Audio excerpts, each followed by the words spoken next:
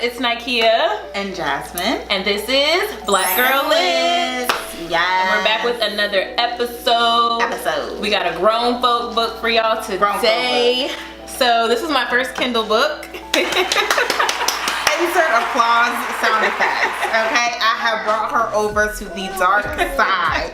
Welcome to the dark side, queen. It was good. It was good. Okay. All right. Welcome. It's okay to read books on your Kindle. So the book we read was When My Soul Met a Thug by Jessica N Watkins. Her middle name is probably Nicole. So we're gonna tell y'all about Jessica. So she was born April 1st in Chicago, Illinois. She has a bachelor's of art with a focus in psychology from DePaul University and a master's in applied professional studies and with a focus in business admin from DePaul University as well. She's worked in hospital administration for most of her career. She started writing at the age of 9. Okay. She used her writing as an outlet her freshman year in high school as a single parent. In the 3rd grade, she entered a short story contest with a fictional tale of an apple tree that refused to grow despite the efforts of a darling main character. So it evolved from apple trees until by her 7th and 8th grade year, her classmates were paying her to read novels she wrote about kids their age and living the lives that their parents wouldn't let them live. So just imagine like the stuff you wanted to do when you were in middle school, and she was writing about it and reading it to her friends. At the age of 28, her chronicles have matured into steamy, humorous, and realistic tales of African-American romance and urban fiction. Sizzle. Urban. Yeah, it is steamy.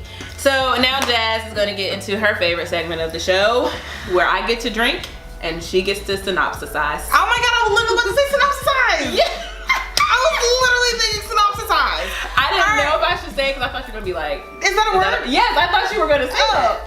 It's a word today. Synopsisize. It's in the Black Girl Lit Dictionary. Hey, Black Girl Lit Dictionary. Alright, so the synopsis, what I synopsisized, When My Soul Met a Thug. And that story is just that. It's about a girl and her soul meeting a thug. The girl's name is True. True is a single mother to a 4-year-old named Joy. She's kind of written off men. She's going through a lot of life struggles. She's got a really messy marriage, divorce situation. So she's like, you know what? I'm gonna just go out here and live my best life, okay? And then living her best life, she runs across a thug named Cooper. Coop is a mover and shaker in the drug industry. So he's, you know, in the drug game, and she comes across Coop, and they start, you know, having relations and getting to know each other. Also within this story, there is another character named Remy who comes into it. Remy's a young girl out here trying to make it. She's been in a relationship for about 10 years with another mover and shaker in the game. And she's just trying to get wife. She's just trying to get wife. You know what I'm saying? And then there's another character, Angel, who is True's mama. So the story is told from 4 perspectives. True, Coop, Angel, and Remy, and the story is all about the combination of love while trying to deal with life situations and when your soul meets thugs. And that is the high-level view of My Soul Met a Thug without giving away too much information, because there's a lot of stuff in the book that I'm not trying to give away. I'm trying not to spoil it. Yeah. Because there's a lot of things that happen in this book, but you know. I love when Jazz says high-level view. It's a high-level view. That is a very whatever novel or high-level view. All right, so It's a pineapple. we have reaction. You can start with reactions. I don't even know. All right, so my reactions. So my reactions were more so things that I just thought. First reaction, Jamil ain't ish. Jamil is True's ex-husband or estranged husband. I wrote that after like the first 3 sentences of the book. He ain't ish. Next one was, is True dying? You start reading and you're like, I'm not gonna answer that question for you. And then I put, was Banks's ring really for Remy? That was another question that I have in the story. My questions were all answered as you continue reading, but there were certain scenes that I'm like, Also, other reactions, the book did not end how I expected it to end. There was a little twist, I guess you could say, at the end. I chose this book because I felt like we needed some urban, you know, some classic urban fiction in there. So I wanted to get away from YA. I did. So I was like, how can I get away from YA? And I picked the furthest thing from YA, which is this. But it also fits your stereotypical urban fiction mold. A lot of sex scenes, like a lot, like very descriptive. Very descriptive. Yeah. You got your good girl trying to be bad, maybe. You got your hood dude, you know, it fits the mold, very by the book urban fiction novel. But I guess those are my reactions. I guess my reactions would be, so there's a scene where Coop is violent towards somebody. It's at the beginning. And I wanted more of that. Like, I don't know what it is. I like that type of stuff. Yeah, that was good. It's weird. Yeah, so I like the intensity. I will say there were some points where I was reading where I was like, why are you describing the same thing several times within the same paragraph? Oh, yes. I was like, yes. You get it. Like, she would say something one way and then say it another way. Yeah. The author, that's what I'm referring to. I was just like, ugh. But I feel like overall, I kept reading it. Like, I don't know what it was. Like, sometimes you have some things that are so bad they're good. Yes. And I think it fell into that category. Like, it wasn't trash, but it was just like, you know, I've read some better urban fiction type, well, the way it's written. Like, I've read some better authors who can just write a little bit better. And I guess Jessica's just young. But yeah, that was my reaction. Major scenes and topics. Major scenes. Without giving away too much. The ring scene was a major scene. The bar scene stemming from the ring scene was a major scene. True's whole situation was a major situation. The violent thing that you talked about. And Coop caught True at the bar. Oh, when Coop caught True. Because she was out living her best life. Living my best life. At the end when Angel reads the letter. Yeah, I was shocked. To Coop. At Coop's reaction? Yeah. I was like, I wasn't expecting him to read I was like, that. I want this book to be over right Me now. too. I was mad at him. I was like, that's completely unnecessary, sir. Yeah. Completely unnecessary. When Coop meets, what's his name, Jamal? Jamil, yeah. When he sees him for the first time. Woo. And then when Jamal comes to True's mama house. Yeah. I was like, bruh. He wouldn't go away. He was a roach. Sorry, y'all. Usually we can give away stuff, but this is the type of novel you really can't give it away because you're gonna ruin it for the reader. Yeah. So we want y'all to read it. So yeah, those are some major scenes. I don't know if there were any major topics. Drug life. I'm just kidding. Getting out the game, figuring out yourself, living your best life, and what that means. And also living your best life selfishly. Is it selfish to live your best life? Are you hurting other people by deciding to live your best life? Like, are some of the decisions that you make really, how do they affect other people? Right, and also, I just pull those out of thin air. Relationships, be it like romantic or whatever, because Remy, she wasn't in a healthy relationship at all because her man was like cheating on her all the time. And then I also think about, True wasn't in a healthy relationship either. Like with her husband, like how they got together was just, I guess we could tell y'all this. She was pregnant and then they got married. So shotgun. Yeah, basically. But I will say about friendships though, because also how certain characters got to be friends, you know, how they formed their relationship or something, you know. So it's a lot about friendship, people in your life, making sure you have the right people in your life at the right time, and how people in your life can truly affect you and cause you to change for the better.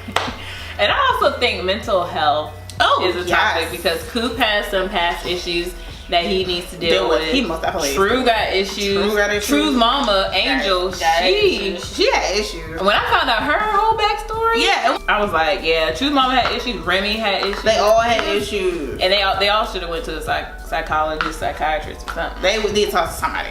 Yeah. They need some therapy.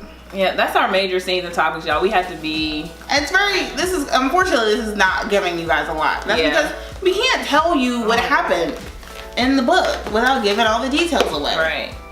If you read the book, you'll be like, oh, this is what they were talking about. Right. And you'll kind of figure it out on your own. Exactly. I feel like I was figuring stuff out beforehand. Yeah. Oh, one thing I did like about the book was like she had song lyrics in there. She did. So I would be singing the song while I was reading. I thought it was like current songs too. Some of them I didn't know the rhythm. Some of them I didn't know them. Yeah. There's a lot of like some real like rap stuff that I don't know. So now we're getting to our favorite part of the video. I don't know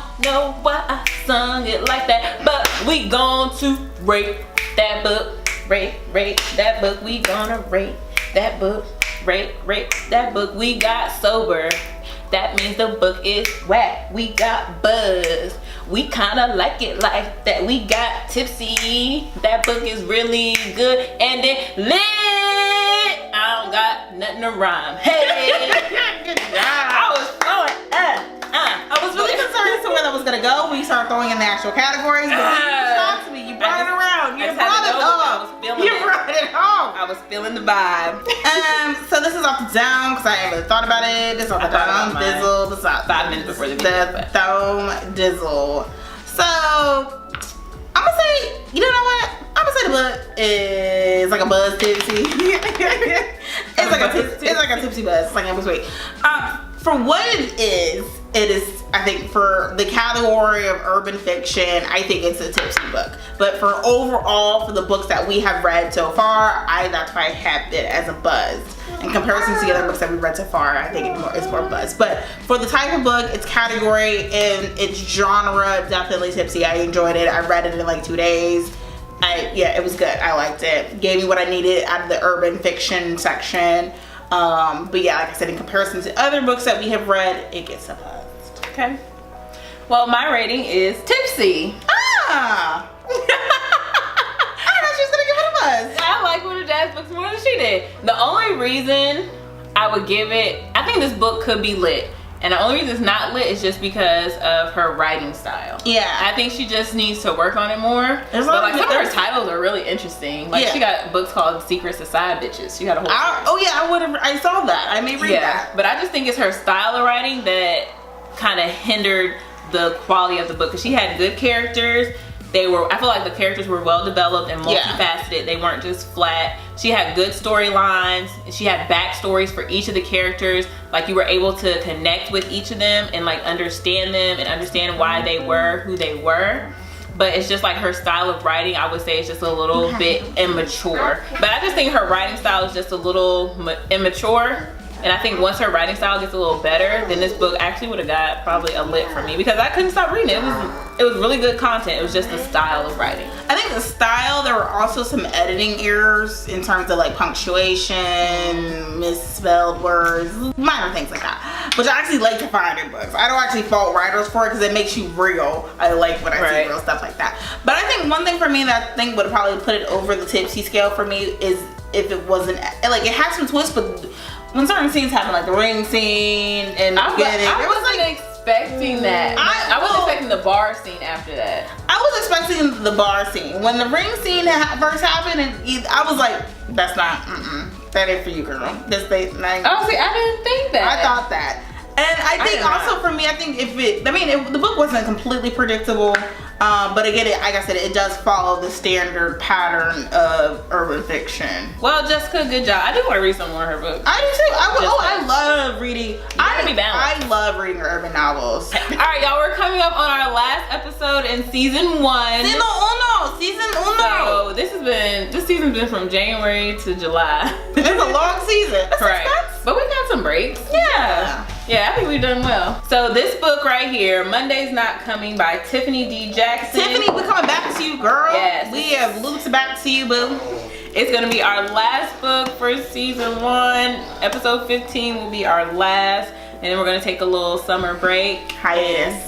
Siesta. And then we'll come back with season 2. Come back. And we'll give y'all all the tea on that. Yeah, it's gonna be better because y'all gonna know what books we're reading beforehand. We're gonna let y'all know our progress as we're reading them so y'all can kind of read along with us. And then we can discuss before we come up here and pose. You know what I'm saying? So y'all can be a part of this Black Girl Lit experience. Engagement. Oh, and this book actually, she went to the American Library Association conference, I believe it was. And this book actually just got the Coretta Scott King Award. Oh, congratulations, Tiffany! Yes, so shout out to you, Tiffany, a Black Girl Lit. You are Black Girl Lit approved. Yes. So that is like a super major accomplishment, and she got it on her birthday. So that was like, happy birthday, boy. Yeah, that was super dope. So this book now has an award. So y'all read this along with us. So this will be our last episode, like I said, for season 1. So y'all just stay tuned. Follow us on social media at Black Girl Lit Nikea_YT, okay? So follow me at Nikea Jalynn. And follow Jazmine at Lenny Nora. I'll put those on the screen. I don't know the rest of the I'll put in the description box. Shout out to Vitamin C though. Yeah, guys. Yes, and we're gonna be getting more lit Press, next season. Literally, no, we will not have an episode where we do not drink. We are drinking every episode. Are we alcoholics? Oh, whoa. No more pussing out. Whoa, shit. We're drinking every episode, okay? If I develop a drinking problem, it's all Nikea's fault. It don't have to be multiple drinks. We're gonna have. If I develop a drinking problem, it is all Nikea's fault and peer pressure. All right, y'all. That is it for today. Thank you so much for watching. Make sure you subscribe to my channel because this is where Black Girl Lit lives and thrives. If you like this video, be sure to give it a thumbs up because those really help us out. Drop some comments down below letting us know what you think about our review, what you think about this book, about the author. Give us some feedback. No spoilers. But that's it for today. Thank you again for watching. And as always, stay Black Girl Lit. Stay Black Girl Lit. Bye. Bye.